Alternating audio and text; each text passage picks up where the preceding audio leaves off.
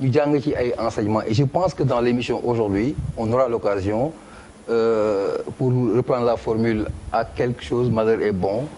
ñu am lu ñuy seetlu lu ñu gis en tant que sénégalais ci biir naqar bi ci biir tiis bi mais xam ne il est possible d'aller plus loin il est possible de régler certaines questions il est possible de réussir pour ne pas monopoliser la parole donc merci à tous et puis yal na yàlla xare àjjana. Allahumma amin. Alors Pape Djibril di wax hommage à deux doyens qui sont partis. donc di la nuyu bu baax di nuyu sunu gan yi fi teew muy ñaari kilifa yoo xamante ni je pense que actuellement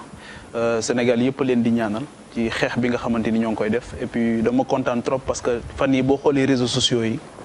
da ngay gis ñoo xamante ni xëy na mësuñu leen gis mësuñu leen dégg mais ñuy partager seen photo di leen ñaanal di leen accompagner ci combat bi et je pense que ne loolu c'est un acte extrêmement fort parce que delloo nañ tey xam-xam ak cër bi ñu war a jox ki nga xamante ni dafay sonn pour la communauté delloo nañ ko place am et je pense que c'est extrêmement important ma leen di ñaanal bu baax yàlla dëgëral leen parce que encore une fois fi ngeen nekk ñun ngeen fa nekkal ñun tam fi ñu nekk yéen lañ fa nekkal je pense que man loolu laa si gën a jàpp di ñaan yàlla mu defal leen ci ndam ñaar ñi fi jógee moom ñaar ñi ci ñun la ñu bokk muy Pape Diouf ci presse la bokk Golbert tamit ci presse la bokk ñu bari jaar ci seen loxo ba nekk li ñu nekk l'équipe bu France journal l'équipe dafa wax ne notre pape est mort xam nga loolu lu rëy la xam nga bu ñu demee ba ñoom ñun def reconnaissance boobu c'est extrêmement fort leneen li nga xamante ni jàpp naa ko ci te bi ñuy jàng ñun école à l'université mu ñëwoon am ak ñun benn waxtaan keroog li mu bëggoon ñu jàpp mooy mu ne je trouve en ma mère une sainte Pape Diouf mu ne jàpp na ne yaayam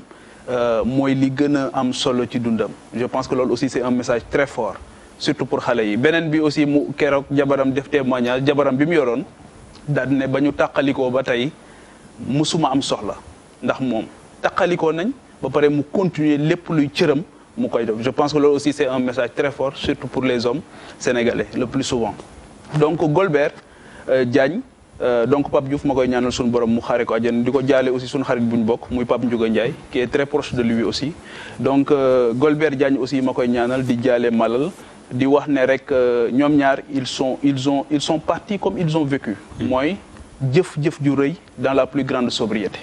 tey jii jëflante nañu ak ay nit teraanga yoo xamante ni bu ko nit kooku waxul nit ñi duñu ko xam loolu aussi je pense que c'est un autre message qui est très fort merci beaucoup ñii ni mu ko waxee mérité nañ ay émission te incha allah bu li weesoo dinañ ci jublu alors docteur Bousso defe naa waxoon naa ko benn yoon boo xam ni ñu ngi doon jokkoo ci téléphone bi ñu ne allo dam la ne tàllalal seen loxo yéen ñëpp ñi nga xam ni yéen a ngi ci paj mi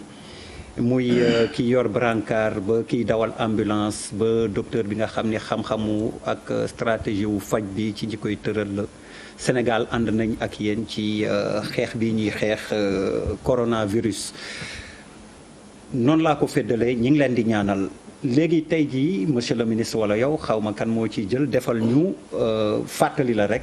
ci suba xam naa ni def ngeen xayma bilan mais est-ce que bilan bi évolué ci diggante bi nga xam ni askan wi dinañ leen ko mën àggee monsieur le ministre. merci beaucoup Der di wax ne li xamante ne moo xew ci àdduna bi. mbir la boo xamante ne dëkk bu nekk war nga ko mesurer. mesurer donc son caractère très sérieux moo tax tey émission bi émission bu am solo la bu ma gisee audience su émission bi moo tax il était important que ma ñëw pour que yenn message yi mën a jàll mais aussi waxtaan bi mën a xóot parce que encore une fois combat bi war a génne le Covid-19 du Sénégal du un combat strictement médical c'est un combat communautaire mooy askan bi ñoom ñoo yore li xamante ne moo war a génn Covid-19 commencé nañ depuis le 2 ñu am suñu premier cas tey ñu toll foo xamante ne docteur dana ñëw sur des éléments donc de détail par rapport ak bilan bi mais may wax ne am na évolution dañoo donc wax ne suñu premier argument si paj mi aussi dëgg daf si bokk mooy taxaw ak askan bi di leen wax réellement quelle est la situation moo tax le pacte bi ñu signé génn mooy bés bu jot au quotidien ñu taxaw ak Sénégal yi à une heure indiquée ne leen lii mooy situation bi. bu ko defee du ko jóg rek boo xëyee créer une situation nouvelle bu ko defee dëkk bi réer loolu dañ si nekk tous les jours ba bés ñëw Covid bi di génn mais bu ñu benn mbir dabee en cours de route te heure bi xamante ne mooy suñu rendez-vous askan bi ëllëg jotagul ñu poser ñu question bu mel nii par devoir de vérité aussi li ñu war mooy effectivement ñu wax ak Sénégalais yi ne leen effectivement ni la demee du tere ëllëg ñu baamtu ko. effectivement donc Sénégal tey mën nañ wax ne enregistré na son deuxième décès. muy une dame boo xamante ne suñu borom jëlee na ko fi ñu koy ñaanal di ñaan yàlla mu yégal ko si àjjana yu gën a kawe. maintenant ma danañu dellu siwaat maintenant sur les autres aspects c'était juste pour répondre par rapport à ça parce que suñu cër mooy toujours yu mel ni bu amee ñu wax parce que bu ñu waxul rek dana am effectivement une spéculation te que xeex bi fu ñu si toll encore une fois communauté bi moo yor mbir yi te communauté pour que nga mobiliser ko pour que nga boole ko si mbir mu xam ne si la bokk da ngay am ak moom benn rapport de vérité donc rapport de vérité boobu ñu installé si xeex bi bëgg nañ mu dem ba jusqu'à la fin parce que c'est ensemble la ñuy gagner ce combat contre le coronavirus. alors kon ñu mën jàpp ci tënk ne gannaaw Pape Diouf am na keneen koo xam ni coronavirus faat na ko fi ni ko monsieur le ministre waxee muy soxna soo xam ni jàngoro bi tëraloon na ko docteur Bousso ci yow laay wëlbatiku gannaaw nag 2 mars la su ma juumul ba 2 avril muy weer ñuy xeex coronavirus bu ñu doon def xayma tey. ci wàllu jéego ak yëpp ban xayma lay doon xeexu coronavirus bi. waaw c'est vrai que bu ñu xoolee ñu dafa commencer par benn et puis commencer di yéeg dañ daan faral di wax ni loolu du lu ñuy bett parce que épidémie noonu lay fonctionner épidémie day commencer par nànk yéeg léegi ñu ngi naan pic bi ñëpp ñu ngi laaj ci pic bi kañ la yéeg ba benn wàll après mu wàccal boppam. am na yoo xam ne sax des fois même bu ñu deful benn garab bu ñu fajul dara sax naturellement épidémie noonu lay fonctionner je pense que amoon nañu fay épidémie comme dengue noonu la fonctionner woon day commencer par benn yéeg en moment ça descend donc ça mooy cycle de vie épidémie maintenant ci wàllu coronavirus bi c'est vrai que spécificité bi comme ni ko ministre bi waxee c'est li mu laal adduna bi yëpp je pense que c'est la première fois ñu am benn épidémie bu mel nii en fait en tout cas bu am portée bi ba nga xam ne dafa dem même des questions de sécurité nationale bokk ci et loolu dafa am solo que je pense kenn mënu woon xalaat ni dinañ def ay couvre-feu ak état d'urgence ci wàllu santé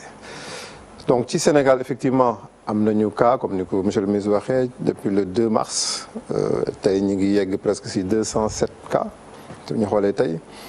ñàkk nañ si ñaar suñu dëkk te ay sénégalais lañu donc aujourd'hui aussi nit yi war nañ ko xam nga commencé woon nañu wax naan est-ce que li dina laal ku ñuul est-ce que dina laal sénégalais mais bu ñu xoolee ñaar ñi faatu yëpp suñu dëkk la ñu nekk kenn ku góor la ak kenn ku jigéen la et donc loolu il faut ñu bàyyi ci xel également aussi li ñu ci doon wax aussi moo ci nekk mooy souvent ñi muy dal ak ñi muy faat dañuy am ay feebar yu lal ci ginnaaw dafa fekk seen yaram peut-être du attan day fekk ñu néewal seen yaram feebar bi néewal seen yaram ba nga xam ne feebar bi da leen di gaaw a daaneel donc loolu moo am maintenant ci Sénégal effectivement feebar bi commencé na yéeg ñi ngi egg ci 207 comme ni ko waxee am nañu ñaar ñu faatu am na kenn koo xam ne yóbbu nañ ko delloo nañ ko dëkkam muy France ñi ngi xeex ci feebar je pense qu'aujourd'hui personnel de santé bi yëpp même au-delà les forces de défense et de sécurité yeneen ministères yi parce que du ministère de la santé kese moo ci nekk et loolu dafa am solo population yi aussi dañ ci am wàll ci wàllu xeex bi et suñu wàll surtout mooy ñu éviter tollu fii yeneen dëkk yi toll Europe muy États-Unis te aujourd'hui damay faral di wax des fois suñu réunion dafa mel ni tout le monde attend ce que l'Afrique s'écrase quoi si l'affaire te loolu ñun défi la si ñun surtout au Sénégal moi je le dis toujours dañuy nekk suñu ay réunion am ay partenaires yu jógee États-Unis Amérique bu ñu waxee des fois ma leen waaye yéen seen dëkk boobu lan mooy seen stratégie parce que ñoom seen dëkk yi dafa jaxaso mais ñun war nañu mën et on a je pense les capacités bu ci ñëpp jàppee que ñu mën a faire face à cette épidémie et aujourd'hui ak mesures yi ñu jël yëpp état bi lu mu jël ministre bi aussi mesures yi mu jël les moyens qui ont été développés parce que loolu dafa am solo aussi parce que aujourd'hui les moyens sont débloqués en tout cas ñun ñi nga xam ne ñi ngi ci terrain bi ici dans la coordination très honnêtement nous n'avons pas de problème pour mën a liggéey aussi bien pour jël ay nit ñu dem liggéey sur le terrain pour acheter des équipements problème bi kay bu mën a am mooy lii peut-être amul parce que fi mu nekk nii tukki bi jafe na et am na ay zones yoo xam ne pour am yenn équipement yi dafa difficile parce que France États-Unis ñoom commencé nañ même réquisitionner yenn équipement yi donc loolu mën na indi jafe-jafe mais n'empêche que fi mu nekk nii am nañ déjà matuwaay yi nga xam ne ñu ngi koy yore pour mën a xeex épidémie donc xeex bi moom ñu ngi ci période bu xaw a délicat moom laay faral di wax nii période moom c'est assez délicat parce que tëj nañ aéroport bi arrêté nañu manifestation yi donc am na ay mesures yu ñu jël te mesures yooyu dafay jouer ci évolution épidémie bi parce que ñu bëri ñu ngi def ay évaluation modélisation ñu Sénégal am nañu sax ñu ñëw naan bon 10% de la population dinañ ko am ça fait presque 1,6 million ou 500 000 Sénégalais qui vont l'avoir ils vous disent dans ce lot-là 10% vont être malades dans ce lot-là 10% vont mourir il y a des chiffres qui sont à un moment da nga naan